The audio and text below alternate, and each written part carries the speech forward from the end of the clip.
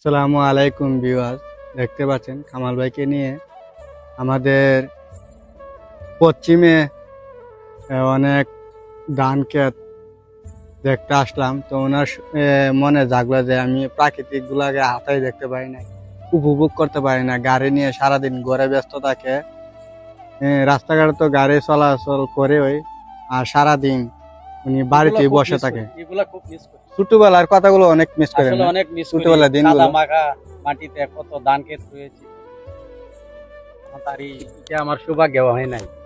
আজকে গাড়িতে লামিয়ে পড়লাম খুব কষ্ট করে এই সোনালী ফসলগুলোকে আড্ডা ছোঁয়ার জন্য। সবাই আমার জন্য দোয়া করবেন, আমার একটা মনের আকাঙ্ক্ষা ছিল। পরিবেশটা খুব ভালো লাগলো, আর নিজেকে আর ধরে রাখতে পারলাম না।